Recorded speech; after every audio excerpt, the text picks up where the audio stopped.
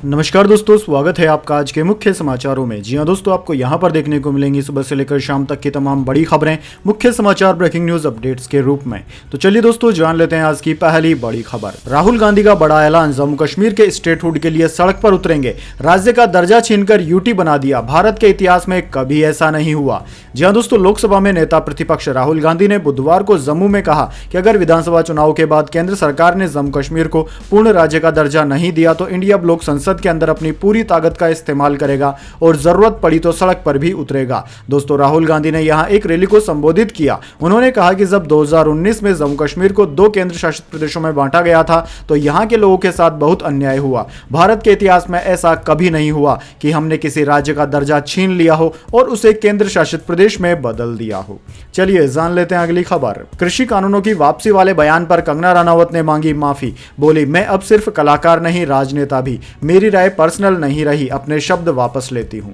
जी हां दोस्तों, हिमाचल प्रदेश से बीजेपी सांसद एक्ट्रेस कंगना रनावत ने कृषि कानूनों को लेकर दिए गए बयान पर माफी मांग ली है। कंगना ने कहा है कि यदि मैंने अपने बयान से किसी को डिसअपॉइंट किया है तो मैं अपने शब्द वापस लेती हूं। कंगना ने अपने बयान पर सफाई तब दी जब उनके बयान को लेकर विपक्ष बीजेपी को घेरने में लगा था। हरियाणा विधानसभा चुनाव के बीच आए कंगना के बयान से भाजपा ने भी किनारा कर लिया था। बीजेपी प्रवक्ता गौरव भाटिया ने वीडियो जारी कर कहा था कि कंगना को 3 कृषि कानूनों पर बोलने का हक नहीं है।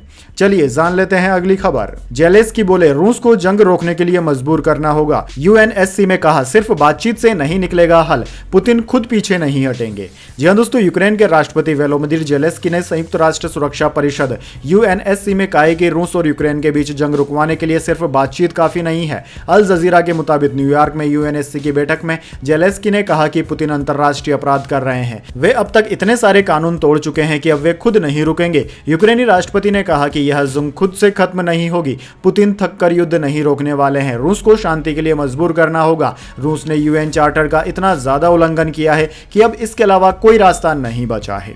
चलिए दोस्तों, जान लेते हैं अगली खबर। जम्मू कश्मीर में दूसरे फेज की वोटिंग हुई खत्म। शाम 7 बजे तक 54.11% मतदान। श्रीनगर में सबसे कम 27%, रियासी 72% के साथ टॉप पर। जी हां दोस्तों, जम्मू कश्मीर विधानसभा चुनाव के दूसरे चरण में 6 जिलों की 26 विधानसभा सीटों पर वोटिंग खत्म हो गई। इसमें 25.78 लाख मतदाताओं ने सुबह 7 बजे से लेकर 6 बजे तक वोट डाले। शाम 7 बजे तक 54.11% वोटिंग हुई। दोस्तों, सबसे ज्यादा रियासी में 71.81% वोटिंग हुई, जबकि श्रीनगर में सबसे 27.37% वोट पड़े। चलिए दोस्तों, जान लेते हैं अगली खबर। केजरीवाल का आरएसएस प्रमुख मोहन भागवत को लेटर, 5 सवाल पूछे। क्या बीजेपी का सरकारें गिराना सही है? मोदी 75 साल की उम्र के बाद रिटायर होंगे या नहीं? जी हां दोस्तों, दिल्ली के पूर्व मुख्यमंत्री अरविंद केजरीवाल ने राष्ट्रीय स्वयंसेवक संघ आरएसएस प्रमुख मोहन भागवत को लेटर लिखकर 5 सवाल पूछे हैं। उन्होंने केंद्रीय जांच एजेंसियों के दुरुपयोग से लेकर प्रधानमंत्री मोदी के रिटायरमेंट तक के मुद्दों पर सवाल पूछा। केजरीवाल ने लिखा कि वे देश के मौजूदा हालात से बहुत चिंतित हैं और भाजपा सरकार की नीतियों को देश के लिए हानिकारक मानते हैं। अगर यह स्थिति जारी रही तो देश का लोकतंत्र और स्वयं भारत को खतरा हो सकता है। केजरीवाल ने कहा कि उन्होंने यह लेटर आम नागरिक की हैसियत से लिखा है, न कि एक राजनीतिक पार्टी के नेता के तौर पर। चलिए दोस्तों, जान लेते हैं अगली खबर। दिल्ली में उमस और गर्मी से मिलेगी राहत, झमाझम बरसेंगे बादल। जाने मौसम पर आईएमडी का ताजा अपडेट।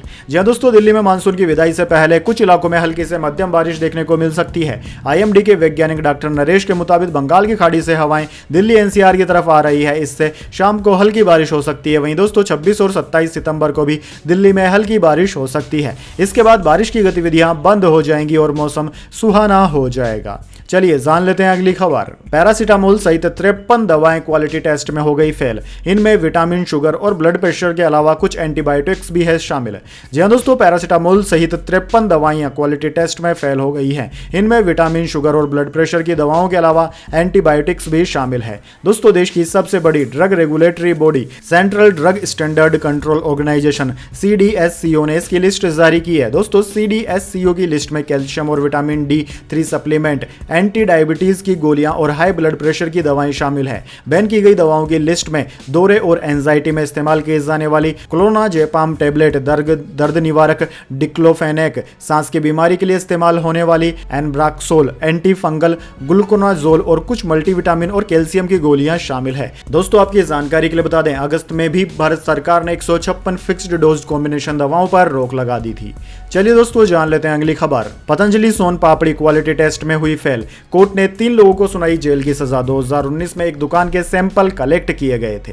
जी हां दोस्तों, पतंजलि की सोन पापड़ी के क्वालिटी टेस्ट में फेल होने से जुड़े एक मामले में उत्तराखंड की एक अदालत ने कंपनी के असिस्टेंट जनरल मैनेजर समेत 3 लोगों को 6 महीने जेल की सजा सुनाई। फूड सेफ्टी और स्टैंडर्ड एक्ट 2006 के सेक्शन 59 के तहत यह सजा सुनाई गई है। इन 3 लोगों में Patanjali food and herbal park Laksar के assistant general manager Abhishek Kumar, Kanaji distributor private limited Ramnagar के असिस्टेंट मैनेजर अजय जोशी और दुकानदार लीलाधर पाठक शामिल है। चलिए दोस्तों, जान लेते हैं अगली खबर। सीजीआई बोले, देश के किसी हिस्से को पाकिस्तान नहीं कह सकते। कर्नाटक हाईकोर्ट के जज ने बेंगलुरु के मुस्लिम इलाके को पाकिस्तान कहा था, फिर माफी मांगी। जी हां दोस्तों, सुप्रीम कोर्ट ने बुधवार को जजों को हिदायत दी है कि वे किसी समुदाय पर कमेंट करते वक्त लापरवाही ना बरतें। सीजीआई डीवाई चंचूड़ की बेंच कर्नाटक हाईकोर्ट के जज के विवादित कमेंट का मामला सुन रही थी, जिसमें जज ने बेंगलुरु के एक हिस्से को पाकिस्तान कह दिया था। दरअसल दोस्तों, सीजीआई ने कहा कि आप देश के किसी हिस्से को पाकिस्तान नहीं कह सकते, यह देश की एकता के मौलिक सिद्धांत के खिलाफ है। कर्नाटक हाईकोर्ट के जस्टिस श्री शिवनंदा के इस कमेंट का वीडियो वायरल हो गया था, जिसके बाद सुप्रीम कोर्ट ने खुद इस मामले की सुनवाई की। चलिए दोस्तों, जान लेते हैं अगली खबर। अनुज प्रताप सिंह एनकाउंटर मामले में नया मोड़, डीएम ने लिया बड़ा फैसला। जी हां दोस्तों, सुल्तानपुर डकैती मामले के दूसरे आरोपी को उन्नाव जिले में तड़के मुठभेड़ में मार गिराया गया था। अब अनुज प्रताप सिंह एनकाउंटर मामले में नया मोड़ सामने आया है। दरअसल दोस्तों, अनुज प्रताप सिंह एनकाउंटर मामले की जांच होगी। डीएम गौरांग राठी ने एनकाउंटर के मजिस्ट्रेट जांच के आदेश दे दिए हैं। डीएम ने सिटी मजिस्ट्रेट राजीव राज को जांच अधिकारी बनाया है और 15 दिन में एनकाउंटर मामले की मजिस्ट्रेटी जांच पूरी हो जाएगी। चलिए जान लेते हैं अगली खबर। हरिनी अमर सूर्या बनी श्रीलंका की प्रधानमंत्री। राष्ट्रपति बनते ही दिसानायके ने 11 महीने पहले संसद भंग किया। 14 नवंबर को संसदीय चुनाव होंगे। जी हां दोस्तों, श्रीलंकाई राष्ट्रपति अनुरा कुमारा दिसानायके ने देश के प्रधानमंत्री के तौर पर हरिनी अमर सूर्या को नियुक्त किया है। हरिनी अमर सूर्या को श्रीलंकाई राष्ट्रपति अनुरा दिसानायके ने प्रधानमंत्री पद की शपथ दिलाई। राष्ट्रपति अनुरा ने प्रधानमंत्री अमर सूर्या को न्याय, शिक्षा, स्वास्थ्य और निवेश जैसे अहम मंत्रालयों की जिम्मेदारी सौंपी है। इसके अलावा दोस्तों, विजिता हेर्थ और लक्ष्मण निपुना रांची ने भी कैबिनेट मंत्री के तौर पर शपथ ली। श्रीलंका के मंत्रिमंडल में राष्ट्रपति और प्रधानमंत्री समेत कुल 4 सदस्य हैं। यह श्रीलंका के इतिहास का सबसे छोटा मंत्रिमंडल है। चलिए जान लेते हैं अगली खबर। मायावती बोली, राहुल गांधी क्रिकेट की तरह रंग बदलते हैं। कांग्रेस भाजपा आरक्षण खत्म करने में लगी हुई है। हरियाणा में 2 डिप्टी सीएम बनाएंगे। जी हां दोस्तों, हरियाणा में जिंद के उचाना में बुधवार को पूर्व उप प्रधानमंत्री देवीलाल की 111वीं जयंती पर इनेलो ने रैली की। रैली में उत्तर प्रदेश की पूर्व सीएम मायावती और इनेलो सुप्रीमो एवं पूर्व सीएम ओम प्रकाश चौटाला पहुंचे। इस मौके पर मायावती ने कहा कि कांग्रेस और भाजपा आरक्षण को खत्म करने में लगी हुई है। आरक्षण को बचाना है तो इन दोनों पार्टियों को वोट नहीं देना। उन्होंने कहा कि राहुल गांधी ने विदेश में जाकर आरक्षण को आने वाले वक्त में खत्म करने का ऐलान किया है। जब वह भारत में रहते हैं तो किसी राज्य में चुनाव होता है तो क्रिकेट की तरह रंग बदल लेते हैं और कहते हैं कि आरक्षण के पक्ष में हैं। चलिए दोस्तों, जान लेते हैं अगली खबर। हरियाणा में पूर्व सीएम की सभा में हंगामा। युवक बोला, बीजेपी सरकार बनाएगी लेकिन हिसार का उम्मीदवार हारेगा। खट्टर बोले, इसे बाहर निकालो। जी हां दोस्तों, हरियाणा के हिसार में पूर्व मुख्यमंत्री और केंद्रीय मंत्री मनोहर लाल खट्टर के जनसंवाद कार्यक्रम में युवक ने हंगामा कर दिया। इस दौरान पूर्व सीएम भड़क गए और अपने सुरक्षा कर्मियों को युवक को बाहर निकालने का आदेश दिया। दरअसल दोस्तों, पूर्व मुख्यमंत्री हिसार से भाजपा प्रत्याशी डॉक्टर कमल गुप्ता के लिए प्रचार करने हिसार आए थे। यहां रात को पटेल नगर की पंजाबी धर्मशाला में जनसंवाद कार्यक्रम था। कार्यक्रम की शुरुआत में डॉक्टर कमल गुप्ता ने अपनी बात रखी। इसके बाद पूर्व सीएम मनोहर लाल खट्टर को बोलने का मौका मिला। पूर्व सीएम ने कहा कि इस बार प्रदेश में भाजपा की सरकार बनेगी, इस बात से सभी सहमत है ना। इसके बाद उन्होंने कहा कि इसके लिए जरूरी है कि हिसार के विधायक भाजपा का हो और डॉक्टर कमल गुप्ता जनहितैषी हैं, इसलिए उनका समर्थन भी उतना ही जरूरी है। तभी जनसभा में एक युवक खड़ा हुआ और बोला कि प्रदेश में सरकार तो भाजपा की ही बनेगी, लेकिन हिसार से भाजपा प्रत्याशी डॉक्टर कमल गुप्ता हार जाएंगे। चलिए दोस्तों, जान लेते हैं अगली खबर। बांग्लादेश के लिए आई बुरी खबर। गरीबी में पहले से गीला था अर्थव्यवस्था का आटा, ऊपर से अब एबीडी ने और पानी डाल दिया। जी हां दोस्तों, बांग्लादेश में पूर्व प्रधानमंत्री शेख हसीना के सत्ता छोड़ने और देश से भागने के बाद इस मुल्क के लिए लगातार बुरी खबरें आ रही है। इसी कड़ी में एशियाई विकास बैंक एडीबी ने बांग्लादेश की आर्थिक वृद्धि के अपने अनुमान को घटाकर 5.1% कर दिया है। इसका मुख्य कारण देश में जुलाई-अगस्त में राजनीतिक अशांति के कारण आपूर्ति में आई बाधा है। मीडिया की एक खबर में यह जानकारी दी गई गई। समाचार पत्र द डेली स्टार की खबर के अनुसार एशियाई विकास बैंक ADB ने पहले अनुमान लगाया था कि वित्त वर्ष 2024-25 के लिए दक्षिण एशियाई देश में वस्तुओं तथा सेवाओं का समग्र उत्पादन 6.6% बढ़ेगा। वहीं दोस्तों मनीला स्थित बहुपक्षीय ऋणदाता ने कहा कि उसने हिंसक विरोध प्रदर्शनों तथा हाल ही में आई बाढ़ के कारण चालू वित्त वर्ष के लिए देश के सकल घरेलू उत्पाद यानी कि GDP की वृद्धि दर के अनुमान को घटा दिया है। चलिए दोस्तों जान लेते हैं इसके बाद अगली खबर। सेफ ड्राइविंग करिए नहीं तो मोटी रकम भरिए, अब गाड़ी का इंश्योरेंस और ढीली करेगा आपकी जेब। जी हां दोस्तों, दिल्ली के उपराज्यपाल VK सक्सेना ने गाड़ियों के इंश्योरेंस को लेकर केंद्रीय मंत्री निर्मला सीतारमण के सामने बड़ा प्रस्ताव रखा है। दरअसल दोस्तों LG VK सक्सेना ने ज्यादा से ज्यादा ट्रैफिक रूल्स तोड़ने वाले वाहनों को इंश्योरेंस प्रीमियम से जोड़ने के लिए निर्मला सीतारमण को लेटर लिखा है। इस पहल का उद्देश्य यही है कि लापरवाह तरीके से की जाने वाली ड्राइविंग को रोका जाए। इसके तहत दोस्तों अगर आप रूल्स को ब्रेक करते हैं तो आपका जो बीमा का प्रीमियम होगा वह बढ़कर आएगा, यानी कि अगर आपने नियम तोड़े तो अब आपको इंश्योरेंस में ज्यादा पैसा चुकाना होगा। चलिए दोस्तों जान लेते हैं इसके बाद अगली बड़ी खबर, लेकिन उससे पहले मेरी आपसे छोटी सी रिक्वेस्ट है, अगर दोस्तों आपको अभी तक हमारी न्यूज़ पसंद आई है तो इसे एक छोटा सा लाइक जरूर दे दीजिए, और अगर आपको पसंद नहीं आई है तो बेशक आप डिसलाइक भी कर सकते हैं, लेकिन दोस्तों लाइक और डिसलाइक जरूर कीजिए, क्योंकि दोस्तों यही हमारी मेहनत का फल होता है और इसी से हमें पता चलता है कि आपको हमारी वीडियोज़ पसंद आ रही है या नहीं। तो चलिए दोस्तों जान लेते हैं अगली खबर। सेंसेक्स ने 85,236 और निफ्टी ने 26,032 का हाई बनाया। बाजार 255 अंक चढ़कर 85,169 पर बंद। IT और एनर्जी शेयर्स में रही तेजी। जी हां दोस्तों, शेयर बाजार ने आज लगातार छठे दिन ऑल टाइम हाई बनाया। कारोबार के दौरान सेंसेक्स ने 85,247 और निफ्टी ने 26,032 का स्तर छुआ। इसके बाद सेंसेक्स 255 अंक की तेजी के साथ 85,169 के स्तर पर बंद हुआ। निफ्टी में भी 63 अंकों की तेजी रही, ये 26,004 के स्तर पर बंद हुआ। वहीं दोस्तों ऑटो, IT, एनर्जी और बैंकिंग शेयर्स में तेजी देखने को मिली। पावर ग्रिड का शेयर आज 14.15 रुपए यानी कि 4.04% चढ़कर 364 रुपए पर बंद हुआ। वहीं दोस्तों बात करें निफ्टी 50 के टॉप गेनर और टॉप लूजर स्टॉक्स की, तो दोस्तों निफ्टी 50 के टॉप गेनर्स में आज पावर ग्रिड, एक्सिस बैंक और NTPC रहे, जबकि निफ्टी 50 के टॉप लूजर्स में LT, माइंडट्री, टेक महिंद्रा और टाटा कंज्यूमर रहे। चलिए दोस्तों जान लेते हैं अगली खबर। पहली बार 75,000 के पार निकला सोना, ये 75,260 रुपए प्रति 10 ग्राम पर पहुंचा। चांदी 1,922 रुपए बढ़कर 90,000 के पार निकली। जी हां दोस्तों, सोने चांदी की कीमतों में आज काफी उतार चढ़ाव देखा गया। Indian Boolean and jeweller association की वेबसाइट के अनुसार आज 10 ग्राम 24 कैरेट सोने का भाव 496 रुपए बढ़कर 75,260 रुपए पर पहुंच गया। इससे पहले मंगलवार को इसके दाम 74,764 रुपए प्रति 10 ग्राम थे। दोस्तों इस सप्ताह सोना अब तक 1,167 रुपए महंगा हो चुका है। बात करें चांदी की, तो दोस्तों चांदी की कीमतों में भी आज बड़ी बढ़ोतरी देखने को मिली। ये 1,922 रुपए महंगी होकर 90,324 रुपए प्रति किलोग्राम पर पहुंच गई है। इससे पहले चांदी 88,402 रुपए प्रति किलोग्राम पर थी। चलिए दोस्तों जान लेते हैं अगली खबर। चीन से 75% विवाद खत्म होने पर जयशंकर ने दी सफाई, कहा मेरा बयान सिर्फ सैनिकों के पीछे हटने पर था, बाकी मुद्दों पर चुनौती बरकरार है। जी हां दोस्तों, भारत के विदेश मंत्री S जयशंकर ने चीन के साथ 75% विवाद हल होने वाले अपने बयान को लेकर बुधवार को सफाई दी। उन्होंने न्यूयॉर्क में एशिया सोसाइटी पॉलिसी इंस्टीट्यूट में कहा कि मैंने यह बात सिर्फ सैनिकों के पीछे हटने के संदर्भ में कही थी। चीन के साथ दूसरे मुद्दों पर अभी भी चुनौती बनी हुई है। उन्होंने कहा कि चीन के साथ भारत का इतिहास मुश्किलों से भरा रहा है। जयशंकर ने कहा कि चीन के साथ LAC पर हमारा समझौता था, लेकिन उन्होंने साल 2020 में कोरोना महामारी के दौरान कई सैनिकों को तैनात कर समझौते का उल्लंघन किया। इसके बाद आशंका थी कि कोई हादसा होगा और ऐसा हुआ भी। झड़प हुई और दोनों तरफ के लोग हताहत हुए। चलिए दोस्तों जान लेते हैं अगली खबर। हाईकोर्ट बोला बदलापुर की घटना को एनकाउंटर मानना मुश्किल, रिपोर्ट बताती है गोली सिर पर माली, सेल्फ डिफेंस में तो पैर पर गोली चलाते हैं।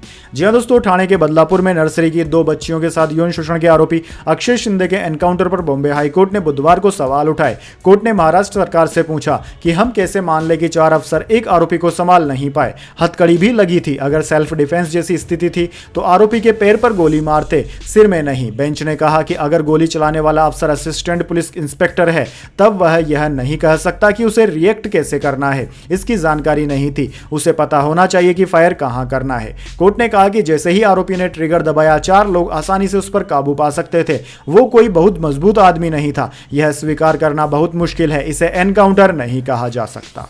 चलिए दोस्तों जान लेते हैं अगली खबर। वर्ल्ड कप जीतने के बाद पहली बार हारा ऑस्ट्रेलिया, इंग्लैंड ने डीएलएस से 46 रन से हराया ब्रूक का पहला शतक।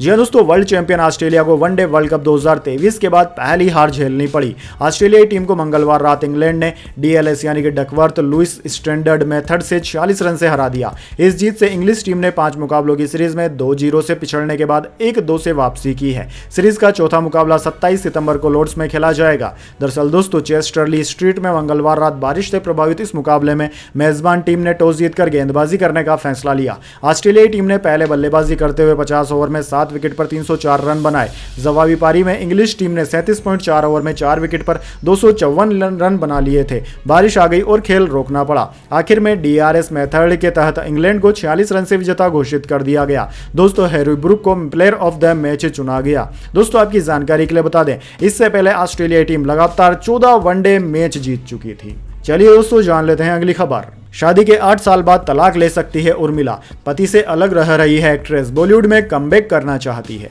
जी हां दोस्तों, 90 के दशक की मशहूर अभिनेत्री उर्मिला मातोंडकर एक बार फिर चर्चाओं में है। हालांकि इस बार वजह उनकी प्रोफेशनल नहीं बल्कि पर्सनल लाइफ है। सुनने में आ रहा है कि एक्ट्रेस अपने पति मोहसिन अख्तर से तलाक लेने जा रही है। उर्मिला और मोहसिन ने 3 मार्च 2016 में निकाह किया था। शादी के अब 8 साल बाद दोनों के तलाक लेने की खबर है। दरअसल दोस्तों, मीडिया रिपोर्ट्स की माने तो एक्ट्रेस ने मोहसिन से तलाक की अर्जी दे दी है। दोनों के अलग होने की वजह तो सामने नहीं आई है, पर सूत्रों के मुताबिक यह तलाक आपसी सहमति से नहीं हो रहा है। चलिए दोस्तों जान लेते हैं अगली खबर। सेबी की बोर्ड मीटिंग 30 सितंबर को होगी। डेरिवेटिव फ्रेमवर्क और स्ट्राइक प्राइस से जुड़े नियमों में बदलाव समेत कई बड़े ऐलान संभव।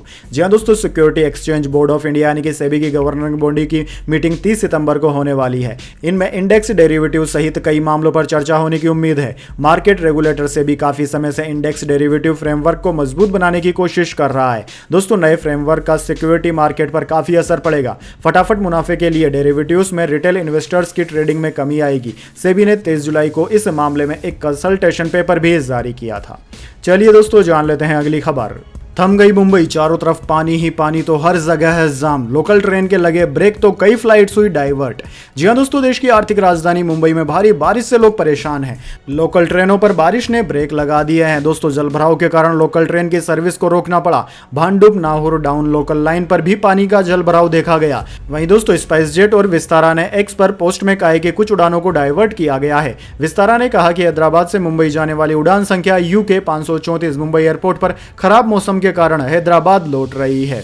इसके अलावा दोस्तों, मुंबई और उसके पड़ोसी जिलों के लिए भारतीय मौसम विज्ञान विभाग IMD ने बुधवार शाम को रेड अलर्ट जारी किया था और अत्यधिक भारी वर्षा का पूर्वानुमान भी व्यक्त किया है।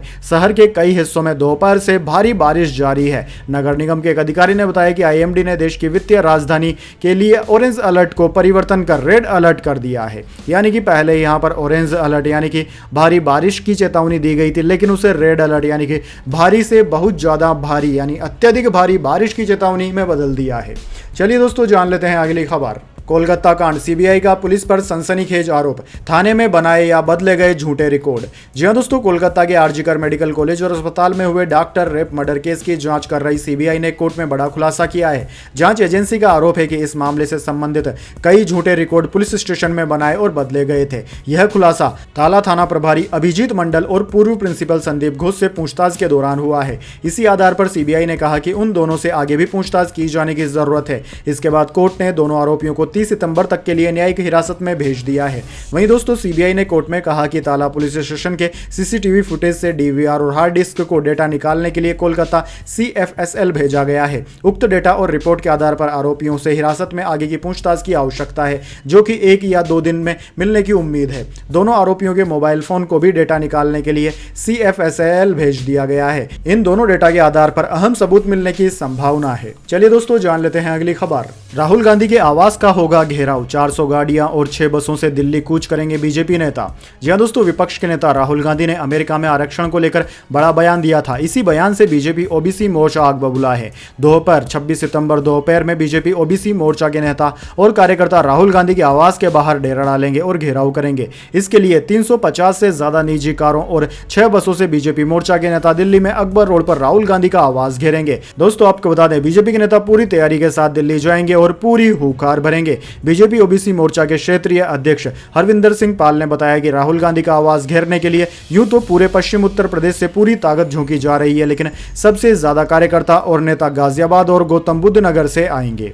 चलिए दोस्तों जान लेते हैं अगली खबर। 5 अक्टूबर को पंजाब के इन कर्मचारियों को मिलेगी स्पेशल छुट्टी, भगवंत मान सरकार का ऐलान। जी हां दोस्तों, पंजाब सरकार ने पड़ोसी राज्य में विधानसभा चुनाव को देखते हुए बड़ा फैसला लिया है। भगवंत मान सरकार ने मंगलवार को हरियाणा में मतदाता के रूप में पंजीकृत अपने कर्मचारियों के लिए 5 अक्टूबर को छुट्टी के ऐलान की घोषणा कर दी है। यह निर्णय इसलिए लिया है ताकि वे पड़ोसी राज्य में आगामी विधानसभा चुनाव में अपने वोट का इस्तेमाल कर सकें। दोस्तों, भगवंत मान सरकार के एक आदेश में कहा गया है कि हरियाणा विधानसभा चुनाव के मद्देनजर पंजाब सरकार ने 5 अक्टूबर को अवकाश रखा है। अगर कोई अधिकारी कर्मचारी हरियाणा विधानसभा की वोटर लिस्ट में वोटर है और पंजाब राज्य के सरकारी कार्यालयों, बोर्डों, निगमों और सरकारी शैक्षणिक संस्थाओं में कार्यरत है तो वह अपना वोटर ID कार्ड दिखाकर अथॉरिटी से 5 अक्टूबर को स्पेशल छुट्टी ले सकता है। तो दोस्तों यह थी आज की तमाम बड़ी खबरें। इसके बाद दोस्तों बारी आती है आज के माइंड क्यूज क्वेश्चन की। जी हां दोस्तों, एक आसान से सवाल का जवाब देकर आप जीत सकते हैं एक सरप्राइज गिफ्ट हमारे यूट्यूब चैनल की ओर से। तो दोस्तों आज का सवाल आपकी स्क्रीन पर आ चुका है। भारत में राष्ट्रीय खेल दिवस किसकी याद में मनाया जाता है? जी हां दोस्तों, अगर आप जानते हैं भारत में राष्ट्रीय खेल दिवस किस अवसर पर किसकी याद में मनाया जाता है तो जल्दी से कमेंट बॉक्स में लिख दीजिए उनका नाम। अगर दोस्तों आपका जवाब होता है एकदम सही और आप चुन जाते हैं लकी विजेता के रूप में तो आपको मिल सकता है एक सरप्राइज गिफ्ट हमारे यूट्यूब चैनल की ओर से। तो दोस्तों जल्दी से अपना उत्तर कमेंट बॉक्स में लिख दीजिए, वीडियो को लाइक कर लीजिए और चैनल को सब्सक्राइब करके बेल आइकन भी दबा लीजिए। धन्यवाद। वंदे मातरम। जय हिंद, जय भारत।